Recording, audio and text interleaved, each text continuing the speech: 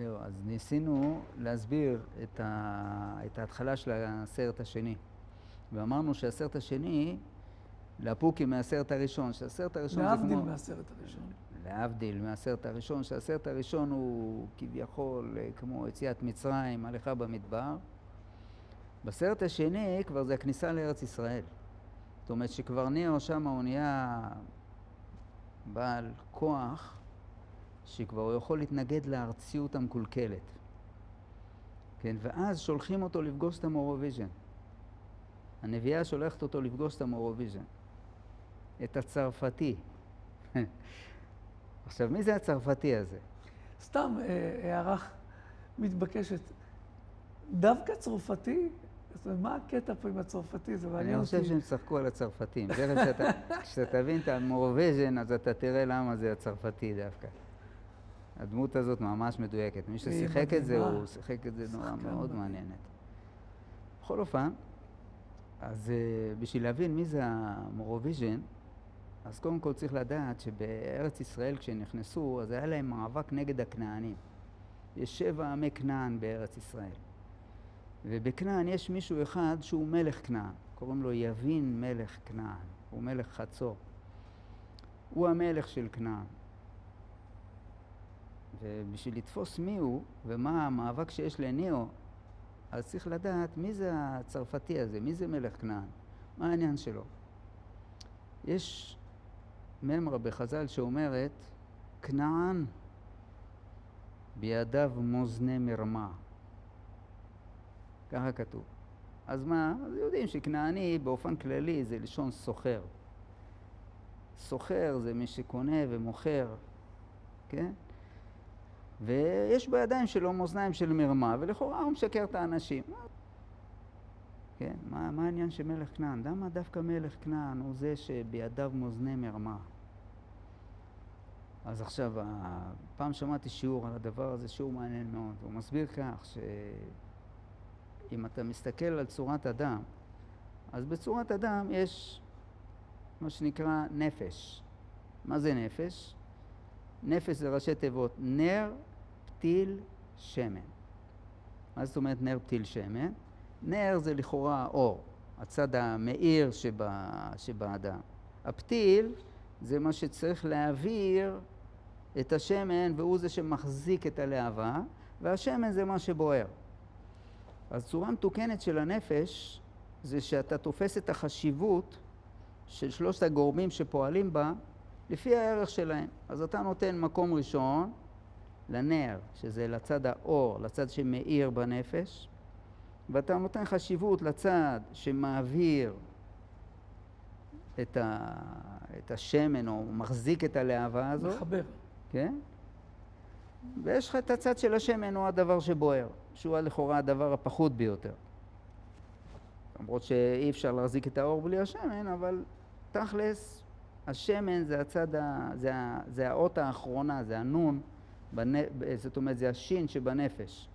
זה כביכול הערך האחרון. אז שכתוב על כנען שבידיו מאזני מרמה, הכוונה היא, זה שהוא מתייחס לא נכון למציאות. מה זאת אומרת? שמה שהכי חשוב, הוא תופס אותו כאיזה מין משהו שולי, והוא הולך על הצד של השמן, שזה הצד הגשמי הנמוך יותר, ושם הוא שם את עיקר מחשבתו.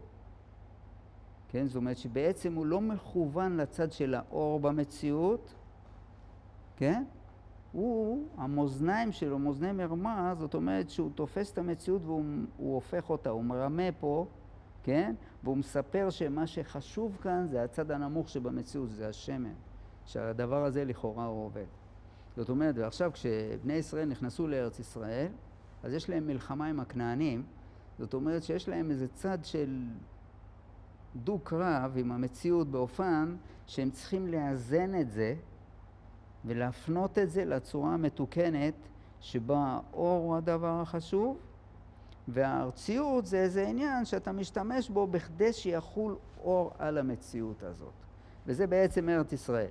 זאת אומרת, ארץ ישראל זה שבה מתקנים את הארציות, אז לתקן את הארציות זה בעצם להאיר אותה בצורה הנכונה שלו, או להשתמש בה באופן שהיא תאיר מהאור העליון. כן? כן? זה נקרא נפש. לפעול בצורה נפשית מתוקנת, זה הצורה שלה. עכשיו, כנען הם עושים הפוך. איך אנחנו רואים את זה? בצורה ההפוכה שלו. אני זוכר שפעם אחת ראיתי איזה ירחון, דובר פה לפני עשרות שנים. כן, יש איזה ירחון אחד, ששם הם משתמשים בסופרים ובאומנים ובפוליטיקאים ובעורכי דין הכי חשובים בתור אנשים שכותבים את המאמרים שם. זאת אומרת, אתה פותח את הירחון הזה, אז יש לך שם איזה אדריכל שעשה איזה דבר נפלא, והוא מסביר לך מה הוא חושב על החיים ועל אדריכלות וכו', דברים עמוקים מאוד. זאת אומרת שאתה רואה אנשים שמחשיבים את השכל בצורה שכביכול את הדברים החשובים והיפים שבחיים. והם חזקים בתחום שלהם. כן, בדיוק. ואחרי זה יש לך צייר כזה, ויש לך פוליטיקאי כזה, ועורך דין כזה, וכל מיני כאלה, וכל אחד דברים מעניינים ביותר. רק מה הבעיה? רק מה הסיפור? הסיפור הוא שאיך שגמרת את הדפדוף במאמר של אותו אדריכל, נניח שזה היה המאמר הראשון, פתאום אתה מגיע לאיזה סט של תמונות של איזה מישהי ששכחה להתלבש. לגמרי שכחה להתלבש. אז מה אתה רואה כשאתה מסתכל על עיתון כזה שמספר לך אחרי כל איזה מאמר חשוב על איזה מישהי שכחה להתלבש? מה אתה רואה מהדבר הזה? אתה רואה שבעצם מה שהוא עושה, הוא הפך את הנר. מה זאת אומרת? בעצם כל הקטע שלו זה שהוא משתמש באינטלקט שלו ובכל השכל הגבוה שיש לו וכל המידע שיש לו בכדי להגיע לעובי הקורה של השמן. כן, כשמישהו נמצא בצורה כזאת, זה בדיוק מה שאומרים על כנען, שבכנען בידיו מאזני מרמה. זאת אומרת שיש איזה צד של פיתוי בחומר שהוא לכאורה ערמומי מאוד. זאת אומרת שהוא נותן לך את האפשרות להגיע לחומר בצורה של כאילו אתה משתמש בצד הגבוה של המחשבה והידיעה שיש לך, ובעצם התכלית זה לרדת למטה. זה נקרא להפך את היוצרות. בדיוק, כן. זה מה שנקרא שבידיו מאזני מרמה, והוא לקח את הנפש והוא הפך אותה. רגע, אז המורוויז'ן הזה, שנראה אדם מאוד אינטליגנטי, מאוד ממוקד, מאוד חד. כן. איזה שטות זו, מה בעצם חשוב בעיניו? הוא דמות שלא הצלחתי להבין אותה. מכיוון. מה באמת הוא רוצה? הוא אומר, אני סוחר באינפורמציה, בסדר. אבל מה אתה באמת רוצה? מה חשוב לך בחיים? אתה רואה שמה שחשוב בשבילו זה ללכת לשירותים עם הבלונדינית ההיא. זה בעצם מה שהוא רצה, זה מה שהוא גם אומר. אבל מצד שני הוא אומר שזה הכל סתם, זה הכל... זה לא אמיתי, זה לא... לא, הוא לא אומר שזה לא אמיתי, הוא אומר שזה אמיתי מאוד, רק שזה כמו משחק. זה משחק שהוא אוהב לשחק אותו, כמו ילד קטן. It's nothing, הוא אומר. זה כלום. זה מה שהוא אומר, אבל מצד המציאות אתה רואה מה שהוא עושה. כי לפני שהוא הולך לפני שהוא משחרר את מורפיוס וטריניטי ונאו, אז מה הוא אומר? הוא אומר שמה, טוב, אז בואו נגמור את זה, ועכשיו נתחיל להתעסק בעניינים החשובים באמת. והחשובים באמת, הוא באמת הלך למה שבשבילו באמת חשוב, הוא הלך לשירותים אחרי האישה ההיא. כן, זה הקטע שלו. עכשיו אנחנו רואים שמה שהוא עשה, הוא בעצם, הוא הפך את צורת הנפש, וכביכול נתן חשיבות לצד של השמן, כביכול, ולא לצד של האור. ואתה רואה שיש חיה במציאות, שהיא בדיוק היפוך של צורת הנפש, זה השפן. מה אתה רואה שבשפן? זה בדיוק שין, פה, נון, בדיוק הפוך. ואתה רואה שמה היא מתעסקת כל הזמן השפן הזה? בפרו ורבו. למה? בכדי לספק אוכל לשואלים ולזאבים. כן? זאת אומרת שזה הצורה האחורה של הנפש, אם אפשר לקרוא לזה ככה.